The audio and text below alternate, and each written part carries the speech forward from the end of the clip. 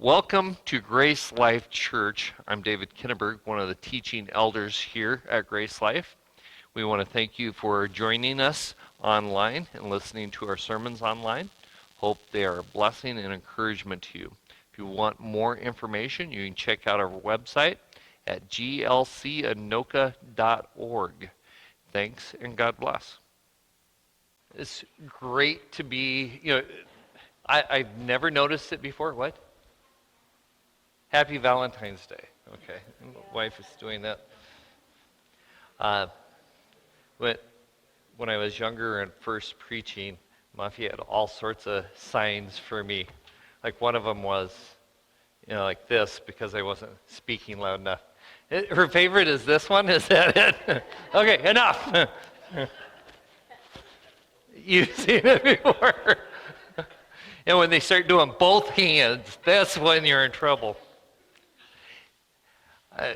One thing I noticed for the first time is just somehow the way the room circulates, where Muffy and I are sitting today, very warm spot. I'm like, man, I'm glad I chose that spot this Sunday. It is a blessing to be in a warm building together, isn't it? Now, I want you to think it's not been that long. I'm sure all of us can remember that there was a country where believers didn't get the opportunity to meet in churches like this. In fact, on a day like today, they would be bundled up and huddled in small groups in the woods. So I really enjoy the comfort and the warmth. The reality is there's Christians that are facing difficult circumstances like that even now.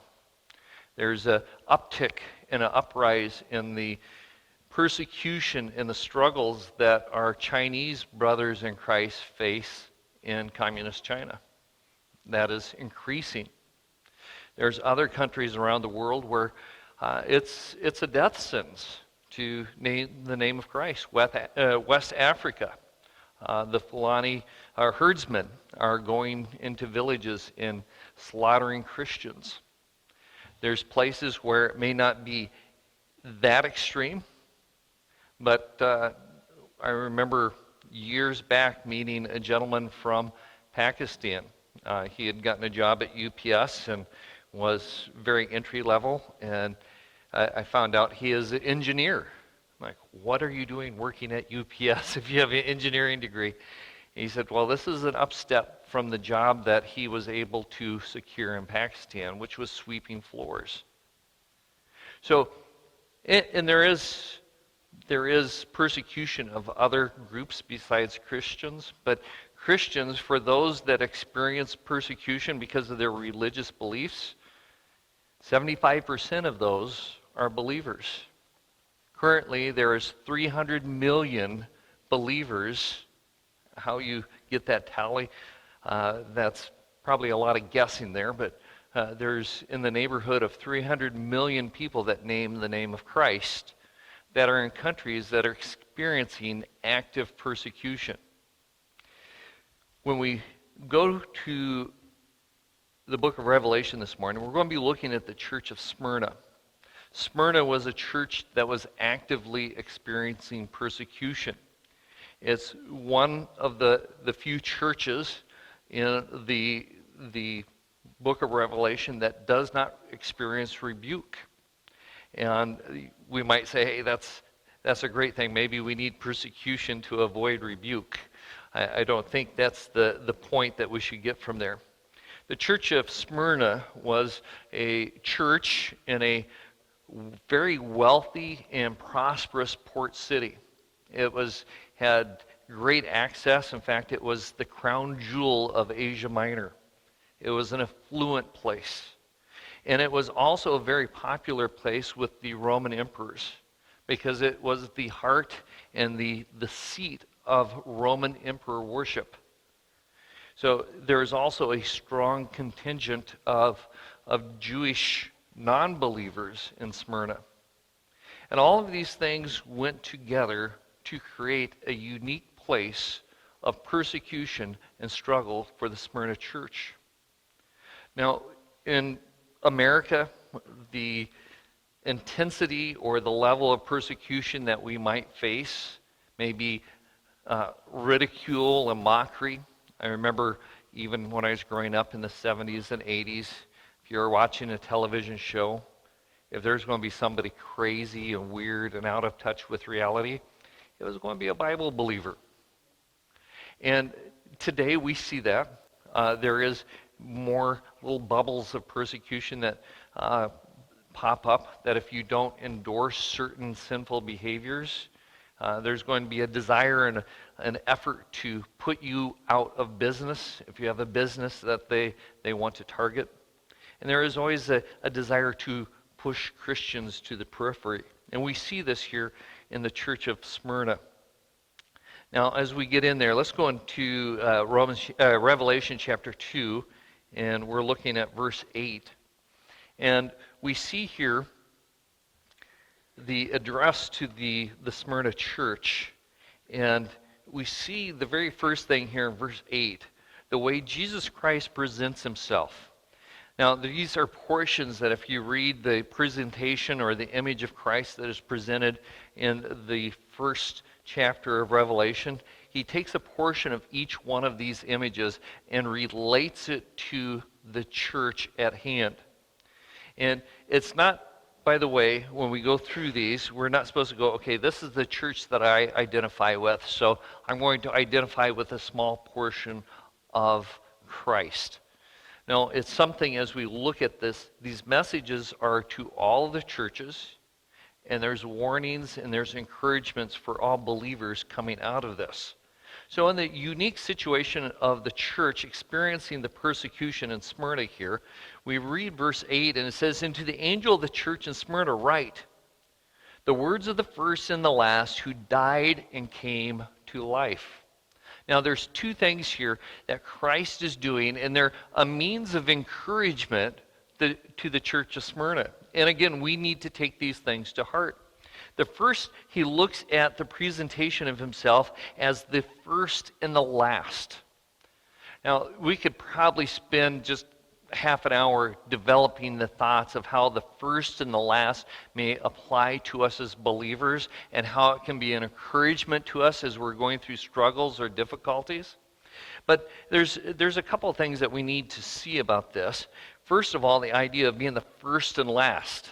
I don't know, you've probably seen on the Amazon, I think I used this one. We were earlier in the Revelation. In the Amazon, there's a little arrow that points from the A to Z. It's supposed to be, Amazon has everything. Really, that's one of the things Christ is saying here is, I'm the first and the last. I'm the beginning and the end. I'm it. I'm everything.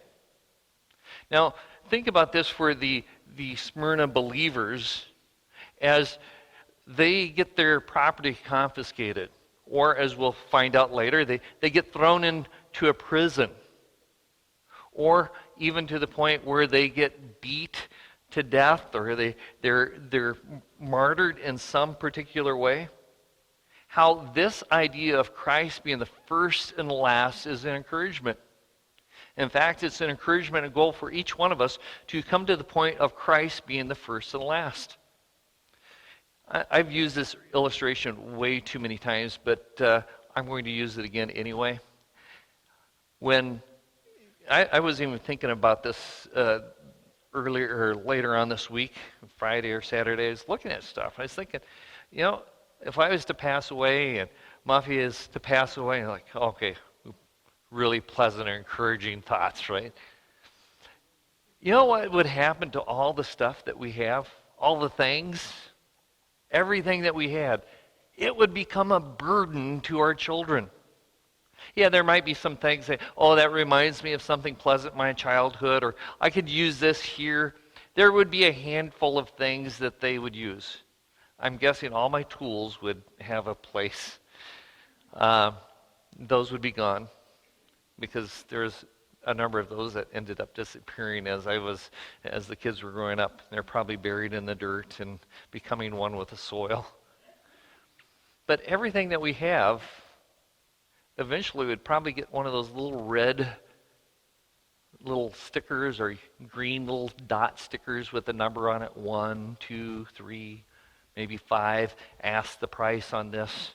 And there would be people traipsing through our house, buying things, and getting rid of all the stuff that we had. Everything that we have would be a burden, and everything that we have really wouldn't go for that much. Not nearly the price that we paid for it. And it's easy to get connected to things that we have, and that becomes our everything.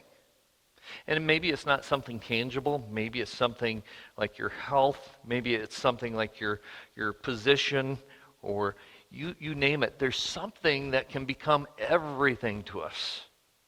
But one of the values that the Smyrna church has had undergoing this persecution was there was one thing that was everything, and that was Jesus Christ.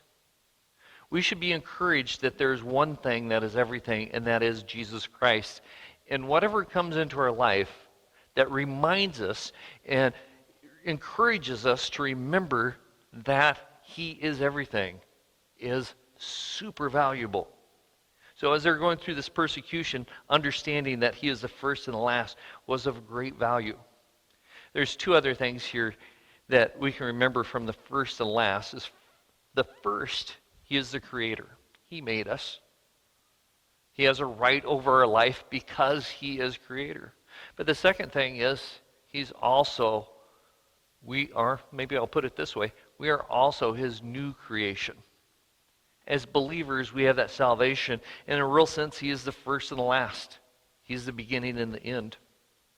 The second thing that is said here in verse 8 is this description of His resurrection, who died and came to life.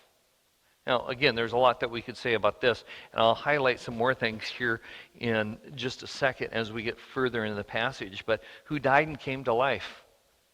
What an encouragement. Whatever struggles we have, we can remember that there's something better beyond here.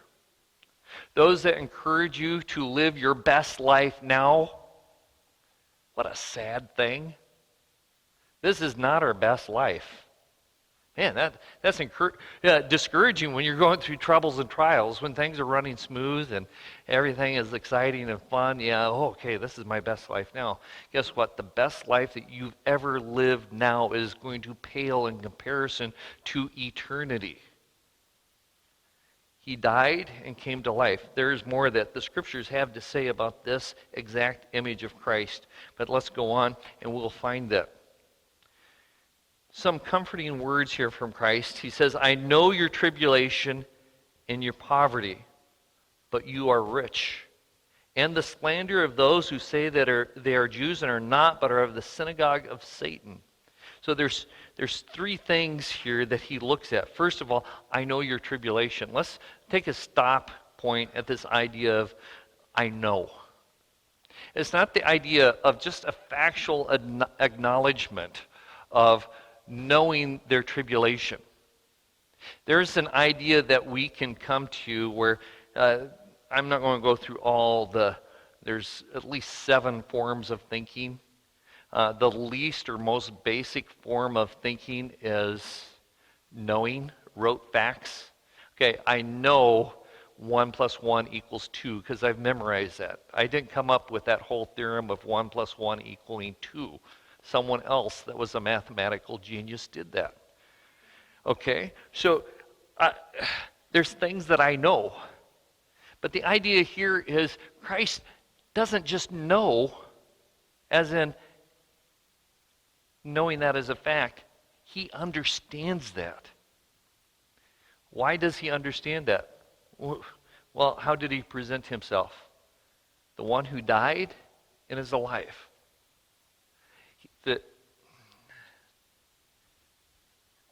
The tribulation, the sorrows, the pain, the suffering that Christ underwent will make the worst suffering that we have seem small and light. There's never one point in my life where I have had to take upon myself the multiplicity of other people's sins and pay for that sin. That's what Christ did, and he did it for the sins of the world. An infinite God suffering infinite wrath where we could have a complete salvation. The one who died and came to life. I know your tribulation.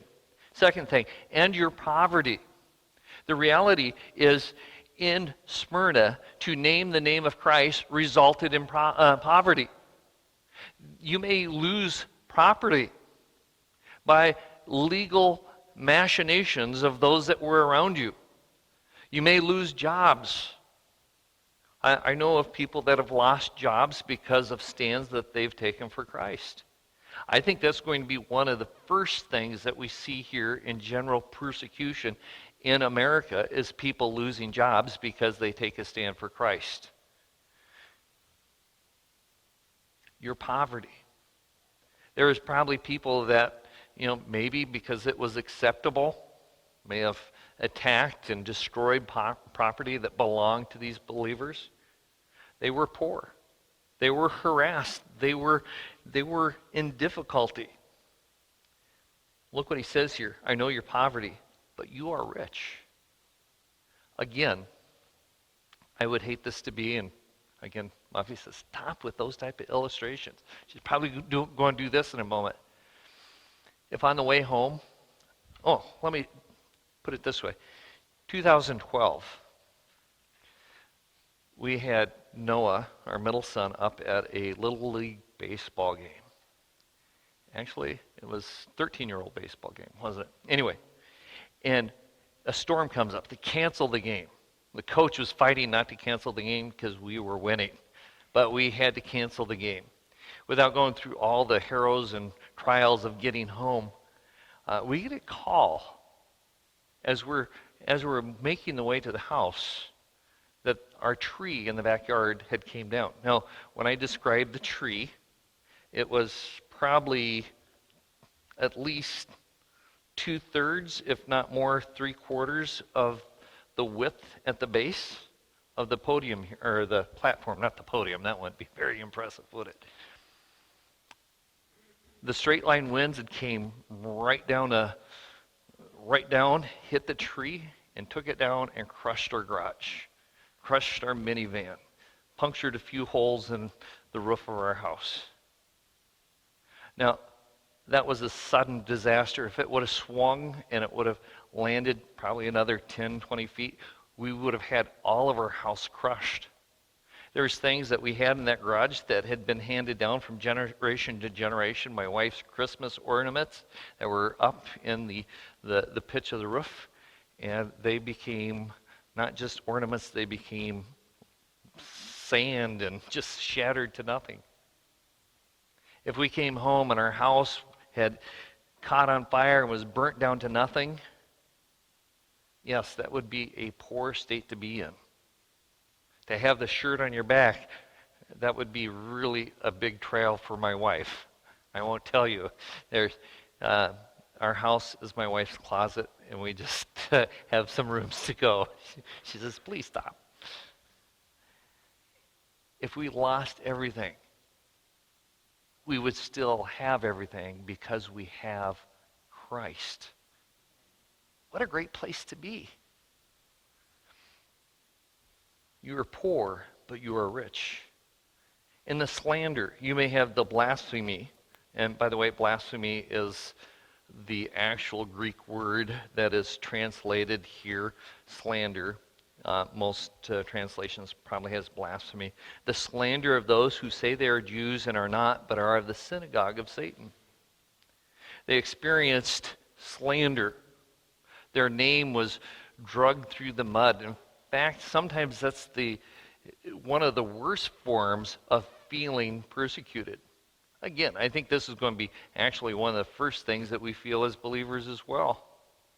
That things that are done for good are going to be described as being evil.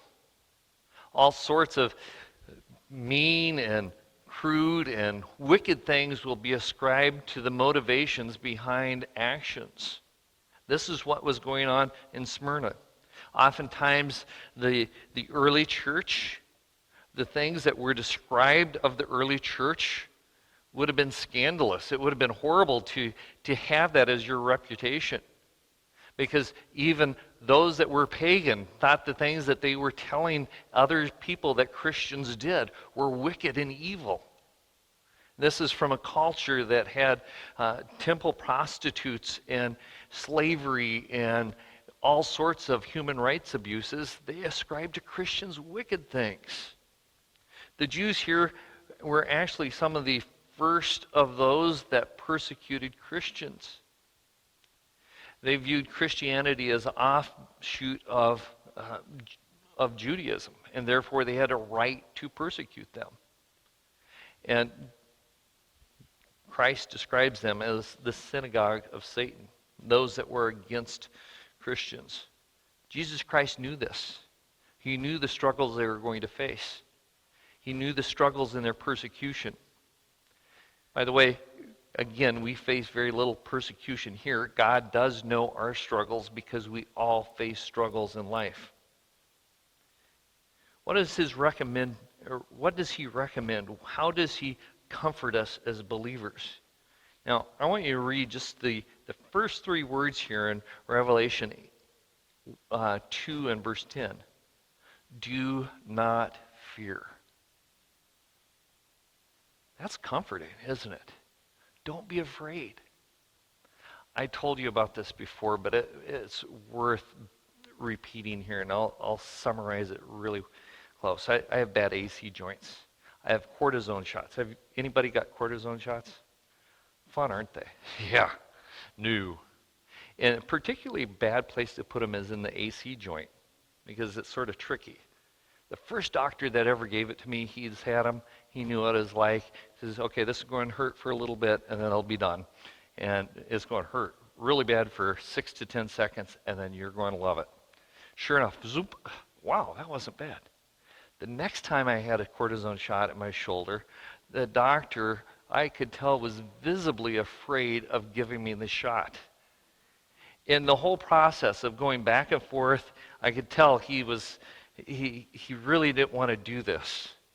By the time he got the needle over there to shove into my shoulder, and by the way, I also had the anticipation, I know how much it hurts to get it. And now, not only was I afraid of the shot, I was also afraid of the doctor. By the time he gave it to me, I was just wilting with sweat. And he gave me the shot, and I almost passed out. After he gave me the shot, he said, you can get up and go now. I'm like, no, I can't. There will be a whole other medical issue. There was that anticipation. Don't be afraid. Most time when you say don't be afraid to someone, it's because there's not a reason to fear. It's going to be taken care of. If I tell somebody, don't be afraid, I got this. If I tell my wife, don't be afraid, of course, that's probably the first thing she goes, okay, what do I need to be afraid about, right? Don't be afraid, I got this. That's comforting words, but I want you to hear this, what he's going to tell us not to be afraid about. It doesn't sound really encouraging here. Do not be afraid about what you're about to suffer. You're going to suffer. Okay, that's encouraging. That's a little different than our health and success message that we have in America today. I am convinced that if persecution comes to America, there is going to be millions of Christians that are ill-prepared to handle any sort of pressure and conflict, and they will wilt in the face of that pressure. They will not be faithful. And we'll talk about that in just a moment. There should be an arming of our mind by going through this if we face anything for the name of Christ.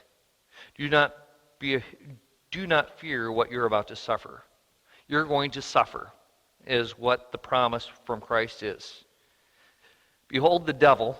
By the way, the word devil, I even talked with Dan and I were talking about something. The word devil is two words thrown together, which means the one, it's diabolo. You may have heard that in Spanish. Diabolos is transliterated from the Greek into Spanish. The devil here is the idea. Diabolo is through and cast. the one that casts through. The idea of someone that imprisons is really the idea. And it's interesting the wordplay that John is using here. Jesus Christ, John, by the inspiration, speaking the words of Christ. Behold, the devil is about to throw some of you into prison. By the way, prison is one of the preferred means of persecution for believers. Saul did it to the early church. He persecuted them, took some of them, threw them in prison. That results in poverty for those that are left outside. Prison sounds bad, but is way worse back then. Back then, in fact, by the way, Saul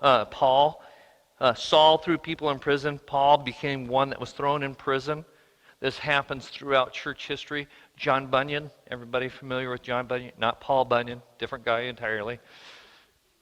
John Bunyan, he wrote The Pilgrim's Progress from jail.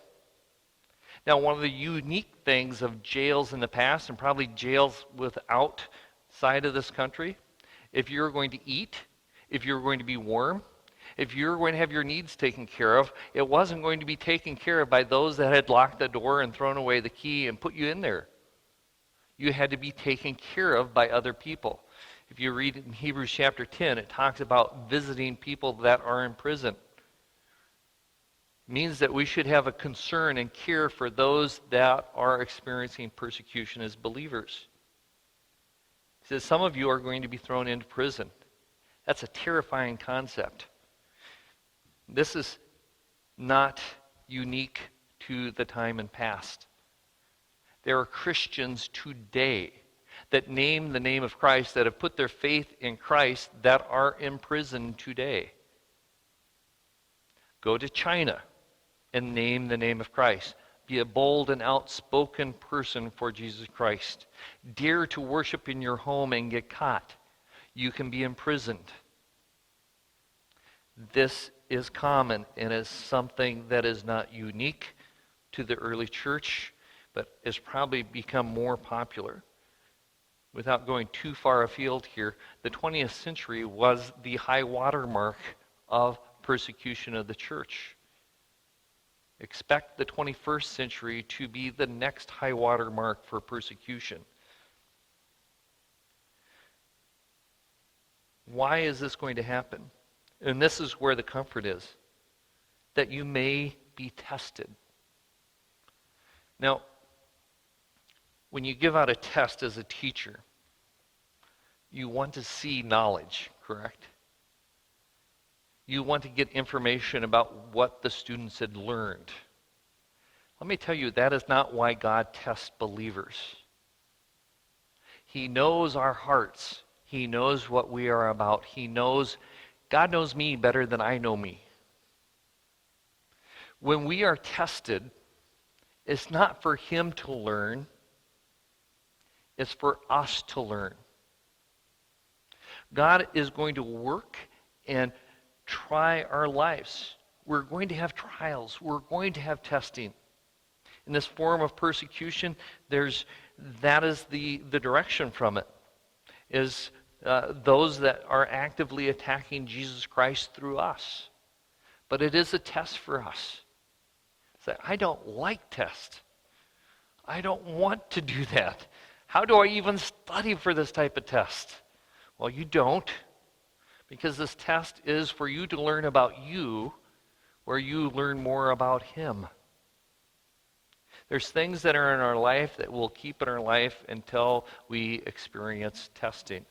As Job talked about being one put through the fire, that way he would be refined. When you want to purify gold, what do? You put the heat to it. And all the stuff that doesn't belong in there floats to the top. And the stuff that is worthwhile sinks to the bottom, the gold. You are tested to learn about yourself and to learn about Him. You may be tested. And for 10 days, you'll have tribulation. There we go. Good. 10 days. I can handle a week and a half. Anybody handle a week and a half of troubles? Yeah. Throw me in jail for 10 days and we'll be done with it. Now, this is being used figuratively, and this is one of the challenges with the book of Revelation. There is a lot of figurative language, but it's not a figurative or metaphorical book. So sometimes we have to view the context and understand if it's being metaphorical. In this case, it's pretty clear it's being metaphorical. And that idea of 10 days is the idea of a full extent. Muffy has gotten the COVID shots. The COVID. So, okay, everybody moves out of the way, right? I'm sorry. She's gotten both shots. First shot, no big deal. Second shot, I'm not going into work today. Because she got the full dose, okay? This is a full dose of persecution all the way. Are you ready for that? Would you be ready for that? That you may be tested. 10 days you will have tribulation. What is the command here that's given? Be faithful unto death. Is that all that it takes? That God calls? How faithful should we be as believers? Well, I'll be faithful to this much pressure, this much pressure, this much pressure. God has set a limit on the trials and tribulations that we're going to have. Wow, that sounds good, right? Isn't that one of the things? Hey, don't worry, you're going through a trial. God's not going to test you above that you are able to do, right? We look to that and find comfort in that. Okay, I'm pretty much a wimp, so good. I'm not going to experience a lot of trials. What a blessing. No. What is the limit? The limit is our physical death. That's encouraging. Well, go back to verse 8. The words of the first and the last who died and came to life. What is the worst that can be done to us? Yeah, we could lose everything. That's bad. We could be called mean names. Yes, that's horrible. We can experience a lot of difficult things, but the ultimate worst is death. But what does that mean? An instant promotion. We go from the worst to the absolute best. Be faithful unto death. There's a promise that goes to it, and I will give you the crown of life. Now, the crown of life here, there's three possible interpretations. I'll tell you what I understand it to be. Some believe the crown of life is those that, we'll just look at two, okay?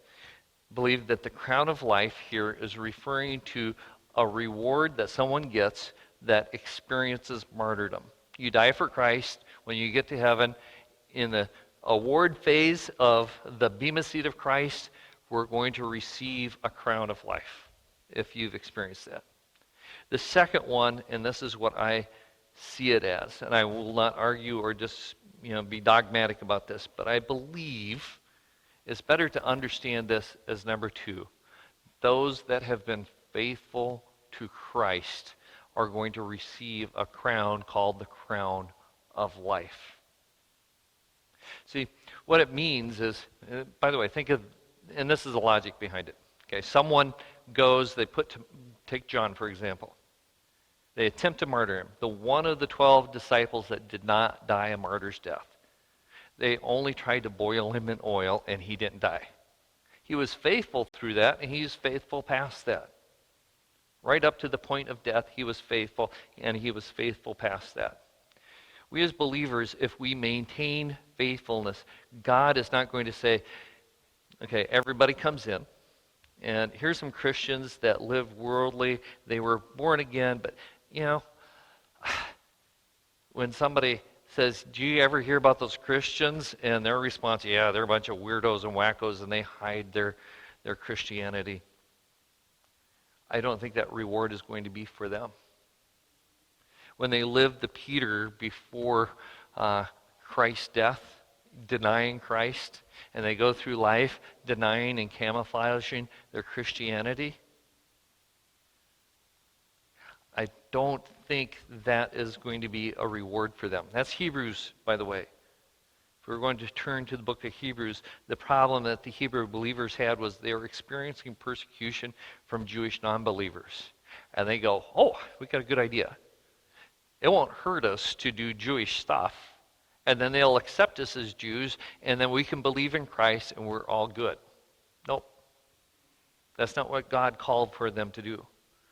If we're faithful, God is going to give us a crown of life. I believe that. Verse 11.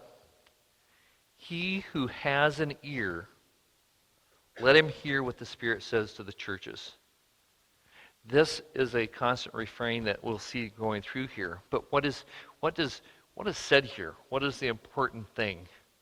Okay, that's for someone else. If we were living in China, why didn't we skip this? This isn't relevant to us, is it? Let's go on to something else. No, this is something that is vital for us to hear and understand. There's elements to this that we can incorporate and apply to our own lives. We need to not just let the sound bounce off our ears. We need to let it enter into our ears and into our hearts and change us. Look at the last promise here.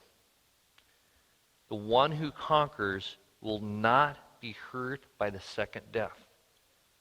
Now, is that suggesting that if I'm not faithful to the end? There's a story in the Fox's Book of Martyrs, of a woman that was known to be a Christian. So they took her and they began torturing her and put her on a rack and started putting the pain and stress upon her body. And she recanted. And as soon as they let go, she said, "No, I'm sorry, the pain got to me. I named the name of Christ." And that happened several times until she ended up remaining steadfast to the point of death. Was it suggesting that had she recanted and not recanted of her recantation, that she would have lost her salvation? No. That's not what it's talking about. This is an encouragement to us that have put our faith in the first and the last, the one that was dead and is who alive now. And that is, we are overcomers. Romans 8 and verse 37 says, well, in fact, let me read verse 36. As is written, for your sake we are being killed all the day long. We are regarded as sheep to be slaughtered. That's a promise for church. Why don't we take and put that as, that would be a verse to put over a doorway, isn't it? Like, that's the church I want to go to. No, that's not the type of promises that people want to hang on to. But that's the promise that we have as believers. Knowing all these things, we are more than conquerors through him who loved us. It's not through our faithfulness, is it? It's through him who loved us. For I am sure that neither death, nor life, nor angels, nor rulers, nor things present, nor things to come, nor powers, nor height, nor depth, nor anything else in all creation. He could have just said that. There's nothing in all of creation, right? But he's very specific. In all these things, there's nothing will be able to separate us from the love of Christ and love of God and Christ Jesus our Lord. Let me read again the beginning of verse 37. Nay, in all these things, we are more than conquerors through him. You know what is more than a conqueror? Do you remember in the Old Testament when David was king and he would go out into battle and they would wipe the Philistines and not a soldier would be lost? There's even portions of the Bible where God says, okay, guess what? We're going to go to the battle with the Philistines. Just wait in the woods here. And he'd go wait in the woods, being obedient, and would God wipe out the Philistines. That is victory. It's an overcoming victory. It's a victory that looks effortless because on our part it is effortless. It's, I put my faith in him, and he got it. And we are conquerors. Wow. What can we face? Well, knowing that, persecution, struggles, ridicule, I can face the worst that life has and be confident in him. Because guess what? The best is yet to come. I'm not living my best life now. I want to live as close to what eternal life looks like, because that is what God has put in our hearts. And I'm going to fall short of that. But eventually, I'm going to enjoy the presence of Jesus Christ. and I'm going to be more than a conqueror. That is something that we can be encouraged about and trust and rely on. The Smyrna church faced intense persecution. We've seen our brothers and sisters experience that. By the way, we should pray for them. When we have a chance to speak up and out against that, we should. So prayer and petitioning others, the human governments, that needs to stop. Those are good things. When we have the opportunity to help, support, and fend for those that are believers that are suffering persecution, those are good things. So there's that persecution. But we can be confident that Jesus Christ has given us the victory. And we need to live faithfully before him. Let's go to the Lord in a word of prayer. Dear Heavenly Father, I thank you for your words to the church of Smyrna. No, we don't face intense persecution. It's spotty here and there. But Lord, let us be prepared. This is a spiritual war. The devil, the Satan, the adversary that we face hates us because he hates you. Let us still be willing to name the name of Christ. Let us be faithful as you are faithful to us. Let us set aside everything that is not everything and serve you with our all. In Jesus' name, amen.